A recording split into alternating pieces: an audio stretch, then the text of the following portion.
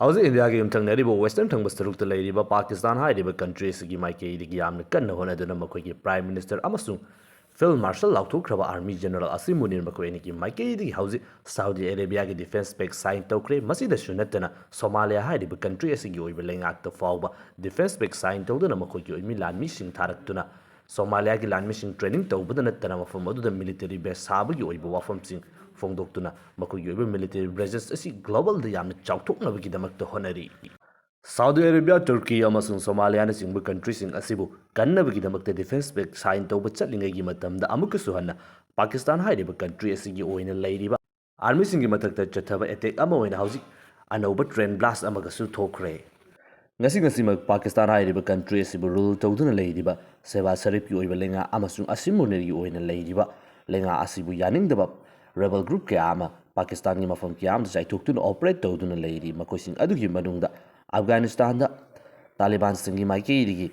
lengak maithiba piduna makoina lenga oikiba gumna Pakistan da su hauzik leiriba lenga asibu maithiba piduna Sharia law impose tawba yagadaba anauba lenga ama semgani haiduna changsilliba TTP hairiba terike Taliban hairiba kangbu amasu leiri masiga loina hauzik Pakistan lenga ki mathakta lan chathabada khwaidigi yamna mapangan kankhalakliba asi Pakistan gi northwestern thangba sarukta leiriba Balochising na khundaduna leiba Balochistan hairiba province asida operate tawriba Balochistan liberation gi oiba makhal makha kya gi oina leiriba lanmishing asisu amani aduga hauzi Pakistan hairiba country asigi oina nahaunana train da chathab attack amakak lagliba asi Balochistan hairiba mafam asibu tonganba country ama oihannabagi damakta lan hauriba Baloch gi oiba liberation lanmishing gi manungda ama oiriba Baloch Republic Guard hairiba kangbusing asigi maikei digi makoina tawbani haiduna fongdorakli Hairiba attack asi chatharaba matungda Baloch Republic Guard ki maikei degi hauzik Balochistan hairiba mafam asi Pakistan gi makhada leitre makoi ningtamba country ama oire haiba wafam asi fongdokpada nattana lakadoriba matam asida Balochistan gi oiba mafam sing asida karinguba Pakistani lanmi sing lakpa taragidi occupying force oiba Pakistani lanmi sing gi mathakta akanba makhan gi oiba attack sing lepa leitena chathagani haibi gi oiba wafam sing lepa leitena thamli ngasi mak Balochistan hairiba mafam asi Pakistan gi ningtambagi damakta lan hauriba kangbu asi makhoi khakta natte makhal makha kya gi oiba khulai paiba group kya ama leiri tawbatabu hairiba kangbu sing asi makhoi masel yanadabadagi makhoi masel oina onsinaduna hatnaba kamnabagi oiba thawdok singsu thoktabadi natte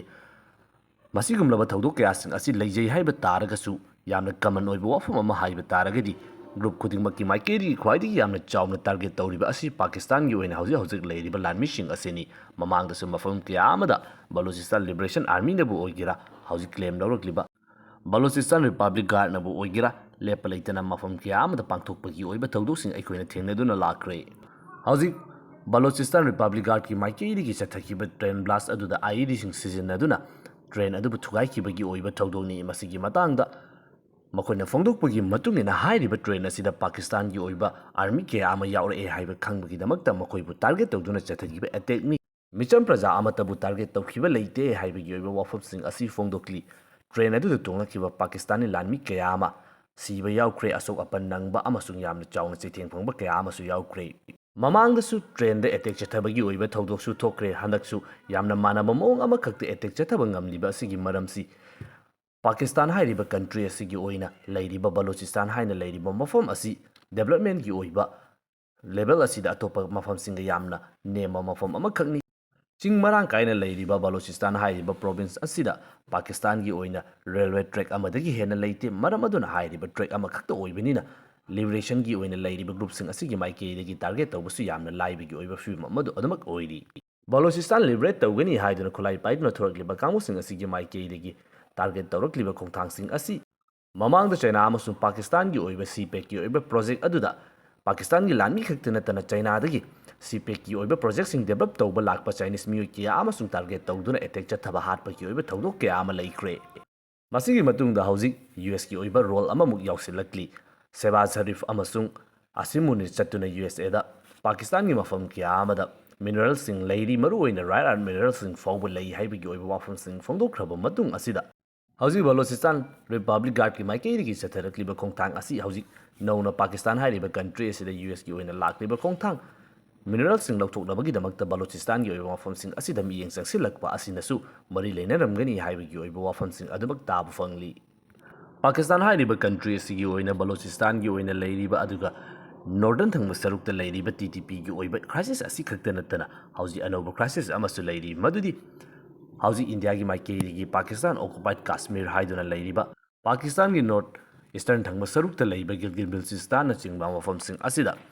miyoi kyamagi maikei gi mafam adugi oina leiramba reservation lautokpagi oiba wahauda amasung makhal makha kya gi oiba social injustice manadaba miyengsing asigibu पुथोक्तुना यामना अकनबा protest अमखक चथरी हाइरिबा protest असि थिंगनबगिदमक्ता पाकिस्तानी लानमिसिंगी माइकेइरिगी नोंमै कापा मतमदा मियुइ तरा सिखिबा मियुइ क्यामा चामा हेना सोकपगी ओइबा थौदो अमसु लेइरि हाइरिबा इहो असि हौजि फावबगी ओइना मपुंग फाना नमथबा ngamdri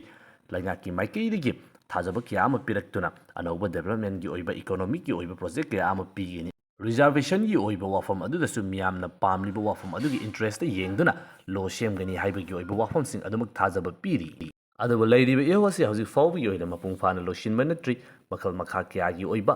इंटरनेट थिंजिनबदगी हौरगा आर्मी सिंगदा कापा याबगी ऑर्डर फावबा पिथोक्तुना मियोइ क्यामा वायलेंस सिजिनदुना नमथबगी ओइबा खोंथांसिंग लैबना इहो असि अतोपा मफमदा संदोरकपदी उड्री तौबदबा इहो हौरिबा मफमददी यामना कनबगी फिबम अमदा अदुमक लೈ मतंग असिदा पाकिस्तान लेंगाकी माइकेइदिगी इंडिया की ओइबा रोल यावी हाइबा वाफम असि हौजिकसु फोंदोगली पाकिस्तान की डिफेंस मिनिस्टर की माइकेइदिगी इहो असिदा इंडिया की ओइबा रोल लई हाइबगी ओइबा वाफम नहौनना अमुकसु फोंदोगली इंडिया अमसु पाकिस्तान की ओइना लैरिबा टेंशन असि पहलगाम की ओइबा अटैक अदु लोइख्रबा मतुंग ऑपरेशन सिंदूर लोइख्रबा मतुंगदा मतम खर नेमथरुरबसु हौजिक टेंशन असि मफुंग फाना हानगी फिबमदा हंथबगी ओइबा फिबम अदुदि लैट्री मसिगुमलबा मतम असिदा मतम कुइनदगी चेयनदुना लाक्लिबा इंडिया की गुजरात हाइरिबा स्टेट असिगा थंगनरिबा पाकिस्तान अमसुंग इंडिया की ओइना ngamkhai yekliba sar creek हाइरिबा लाइन असिगी ओइबा चेयनबा असि हौजिक नहौनना थोरकली मतम अमदा ब्रिटिश ना इंडिया थादोकलमदुना चटकिबा मतमदा पार्टीशन की ओइबा मतम अदुदा इंडिया अमसुंग पाकिस्तान हाइरिबा कंट्री असिगी ओइना yeklamliba ngamkhai asida sar creek हाइरिबा लाइन असी अदुकी मतिक यामना चेयनबा वाफम अमा ओइना अदुमक लाक्लिबनि इंडिया की माइकेइदिगिसि हाइरिबा मफम असिदा इंडिया ने क्लेम तौरिबा मफम अदुगा पाकिस्तान की माइकेइदिगी मखोइना क्लेम तौरिबा मफम अदुगा मानदबदगी मतम मतम की ओइबा कन्फ्लिक्ट मचा मचा थोक्तुना अदुमक येनबगी ओइबा वाफम सिंग लाक्ली अदुबु हौजिक इखंग खंगहौदना पाकिस्तान लानमिसिंग की माइकेइदिगी हाइरिबा लाइन असिगी मनाक नकपा मफम कया अमदा मिलिटरी की ओइबा प्रेजेंस असी यामना हेंगलकपा स्ट्रक्चर कया अमा साजिलकपगी ओइबा थौदो अमा लाखरे मरम असिना हौजिक इंडिया की माइकेइदिगी इंडस वाटर ट्रीटीदगिसु सस्पेंड तौखिबा अदुगा POK की ओइना थोक्लिबा इरांग असिदसु इंडिया की रोल यावी हाइदुना पाकिस्तान लेंगा की माइकेइदिगी होनरिबा खोंगथांग अदुगा मफम क्यामदसु पाकिस्तान की ओइबा अनौबा मिलिटरी अलायंस अमा सेमगलकलिबा असिदा सार क्रिक की ओइना लैरिबा चेनबा मफम असिदा पाकिस्तान की माइकेइदिगी करिगोंबा खोंगथांग खरा लौखटनबगीदमक्ता होनरब्रा हाइबगी ओइबा वांग यामना कना हंगनरी मसिगी वाखम ओइना इंडिया की आर्मी चीफ की माइकेइदिगी करिगोंबा पाकिस्तान इंडिया की मथक्ता अटैक नत्रगना इंडिया की ओइबा टेरिटरी असी लौसिनबगीदमक्ता होनरकपा तारगदी पाकिस्तान हाइरिबा कंट्री असी वर्ल्ड मैपतगी मुथतकनी हाइबगी ओइबा यामना कनबा वार्निंग अमसु लैरि मरम अदुना इंडिया अमसुंग पाकिस्तान की ओइना लैरिबा टेंशन असी थोइदोंना नेमथबा नते मतम अमा हेक्ता करिगुंबा अमा थोकपा याबगी ओइथोकपा अदु हौजिकसु लैरि